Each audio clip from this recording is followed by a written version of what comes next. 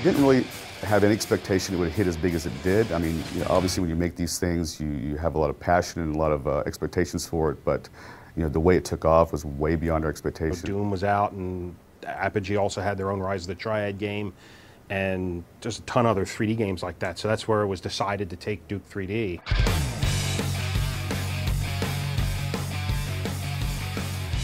Duke Nukem came out right when the industry was transitioning from the sprite-based games, and that would be where everything is actually, even the bad guys, the animated bad guys, were just a flat piece of art. And you know, as you moved around them or they moved around, it would just orient itself differently. And the industry was changing then to true 3D model with Quake. I don't know if it was the first, but that was the big one coming out.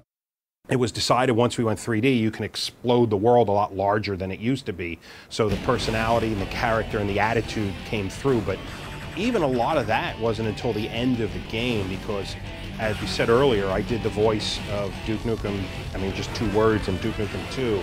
And Duke Nukem was mute through the bulk of the development of Duke 3D. He didn't talk until right at the end when it was decided that, hey, you know, most of these characters don't ever say anything, why don't we do one with a voice?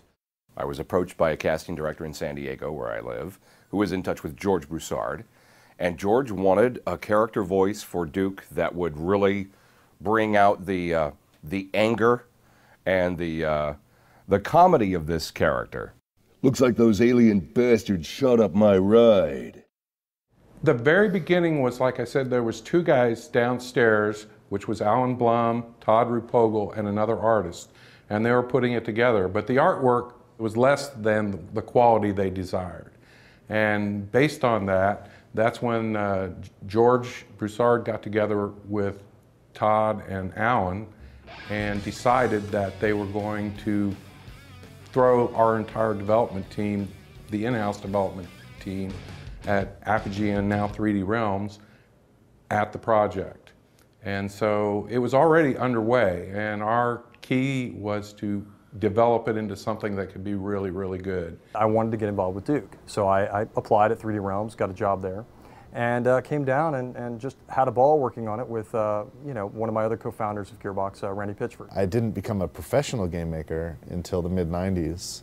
I didn't even imagine that such a thing was possible. It was always a hobby for me. So I looked around, and I eventually I got some job offers, and I accepted a job offer in Texas. And I came out to work for a company called 3D Realms. And the first game that I got involved with as a professional game maker was Duke Nukem 3D. Duke Nukem 3D was the hit that it was because of for multiple reasons. Again, we got to spend most of our time making it fun. We play tested the hell out of it. You know, we played every level over, and every night we would play test the game. Which is not typical nowadays. That was one of the most fun recording experiences I've ever had, doing Duke 3D. The writing on the game, the lines that I had to deliver were outrageous and funny to me. I would say that the recording sessions took perhaps a little longer than they should have, because I had a hard time keeping a straight face reading some of the Duke Nukem lines. I came here to kick ass and chew bubble gum, and I'm all out of gum.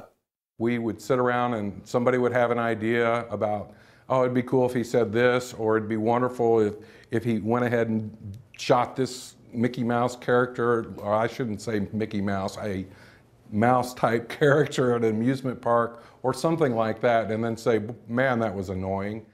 Almost all of the really good ideas would start, we'd all, like, either the smoke breaks or while we're eating, someone would have a little spark of an idea. And then a second person would add to it, you know, like 5 minutes later, think, oh, you know what else? And then the third person. And once that third person had added their part, the idea was just like, yeah, we got to do that. And as I recall, I'm not sure exactly if I remember correctly, but that was how somebody thought to have this lizard monster drop poop every once in a while. And then we'll have Duke Nukem, when he steps in it, he'll leave footprints. And then that turned into the footprints that we used quite a bit for stepping in anything.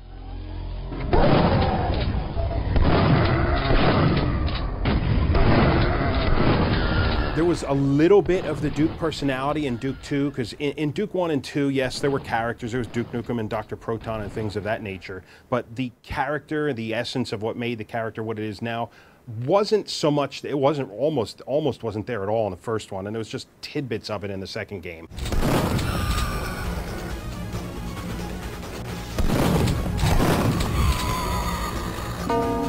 Come get some. How much of Duke is in you? Well, every time I go to the bathroom, I realize that I get about 10 points of health, and I always, you know, much better. Oh, yeah. We didn't know precisely what we had with that game.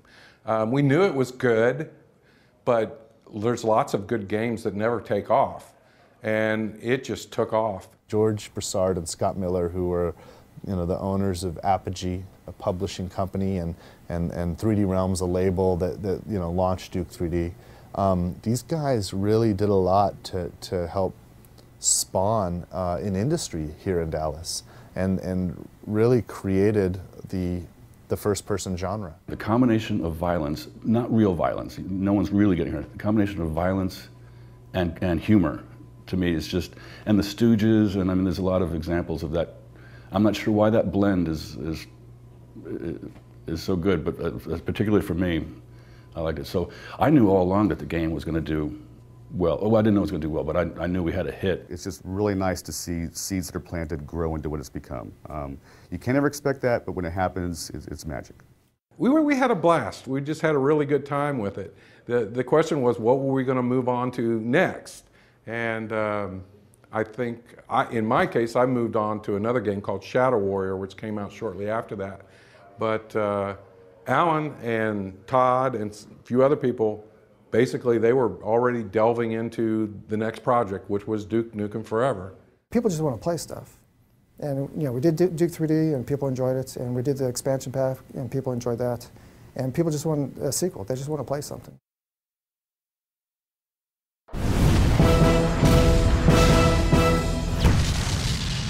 Come get some.